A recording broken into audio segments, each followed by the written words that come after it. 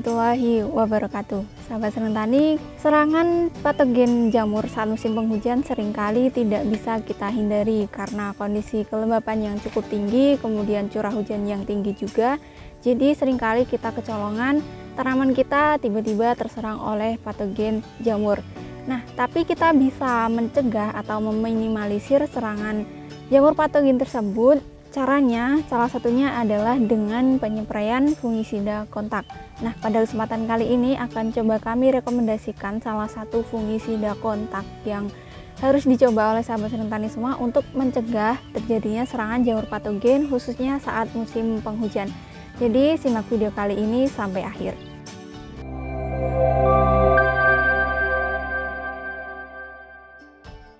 Halo sahabat Seneng Tani, kembali lagi di channel Seneng Tani bersama saya Titis. Semoga Anda tetap senang untuk menjadi petani dan semoga sahabat Seneng Tani sehat selalu dan tentunya tetap semangat untuk bertani. Gimana nih curah hujan di daerah sahabat Seneng Tani semua? Apakah sudah sering terjadi hujan dengan curah yang tinggi? Nah, hal ini perlu diantisipasi ya sahabat Seneng Tani karena biasanya tanaman kita akan lebih rentan terserang oleh patogen khususnya jamur saat musim penghujan, apalagi saat curah hujan sedang tinggi-tingginya. Contoh patogen jamur yang biasanya menyerang tanaman yang terjadi saat musim penghujan antara lain ada fusarium, kemudian busuk batang, kemudian antraknosa, bercak daun, dan lain-lain.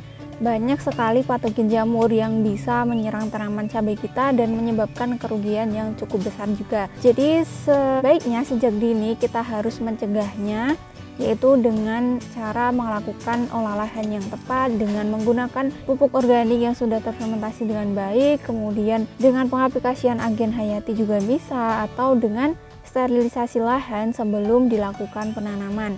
Nah, selain cara-cara tersebut, kita juga bisa rutin menyepraikan fungisida kontak untuk melindungi permukaan tanaman kita supaya terhindar dari serangan patogen jamur. Salah satu bahan aktif fungisida kontak yang biasanya dipakai oleh para petani adalah mancozeb, dan mancozeb ini juga sudah banyak sekali dipakai oleh para petani dan dipercaya mampu membunuh jamur patogen yang ada di permukaan tanaman. Seperti apa yang dilakukan oleh Pak Sutris di sini. Di sini saya sedang berada di lahan milik Pak Sutris, tepatnya di Desa Progowati, Kecamatan Mungkit, Kabupaten Magelang. Dan di sini beliau menanam cabai varietas ori pada bagian tengah bedengan, kemudian pada bagian tepinya ini ada cabai keritingnya. Dan bisa dilihat di sini kondisi lahannya ini jumlah populasinya sangat banyak. Jadi masing-masing lubang pada bedengan ini dipenuhi dengan tanaman. Di sini ada cabai ori pada bagian tengah dan juga tepinya, kemudian di sisi lain ini ditanam dengan cabai keriting. Dan apalagi ini tidak dilakukan perempelan sama sekali, dan bisa dilihat kondisi lahannya seperti ini di tempat saya duduk. Di sini ada banyak sekali gulmanya. Bisa dikatakan kondisi kelembapan di lahan ini cukup tinggi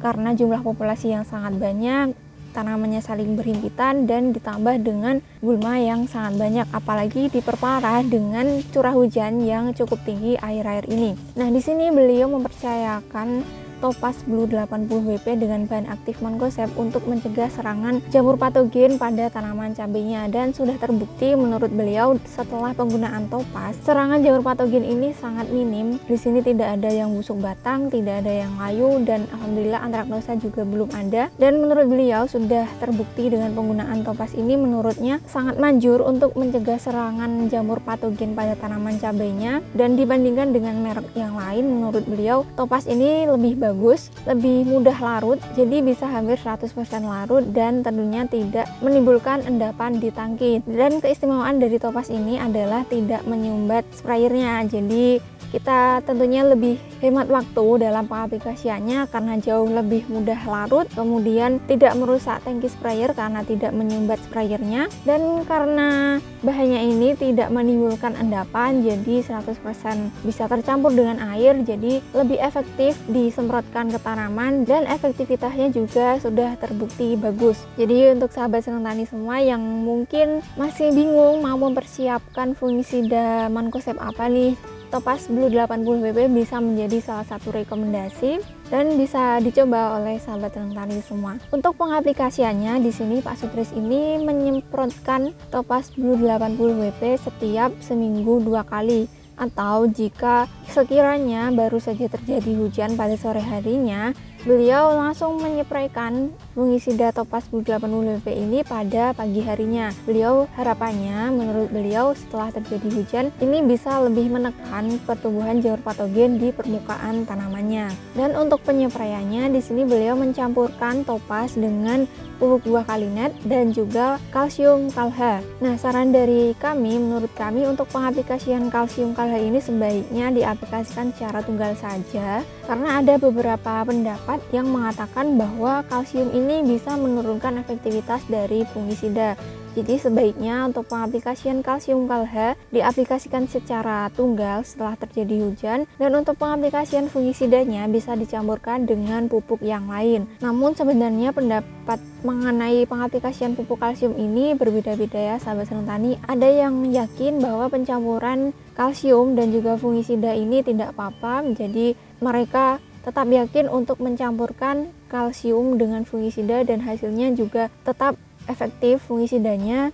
Namun ada juga beberapa petani yang berpendapat bahwa pengaplikasian kalsium sebaiknya disendirikan karena bisa menurunkan efektivitas dari fungisida. Namun saran dari kami sebaiknya untuk berjaga-jaga kita bisa mengaplikasikan kalsium secara tunggal saja untuk lebih meningkatkan efektivitas dari kalsiumnya dan juga lebih menjaga supaya efektivitas fungisidanya bisa tetap terjaga. Kemudian selain disemprotkan, sebenarnya pengaplikasian fungisida kontak mancozeb ini bisa diaplikasikan juga saat kita melakukan sterilisasi lahan sebelum melakukan penanaman. Jadi sebelum dilakukan penanaman, sebelum diaplikasikan agen hayati, kita bisa mengocorkan fungisida mancozeb tadi ke lubang tanam untuk membunuh jamur patogen yang masih ada di dalam tanah. Karena seperti yang kita tahu bahwa ada beberapa patogen yang sifatnya adalah tular tanah, ini bisa bertahan dalam jangka waktu yang lama di dalam tanah, dan jika sudah ada tanaman inang, dia bisa langsung menyerang tanaman kita. Dengan pengocoran fungisida kontak mancozeb tadi,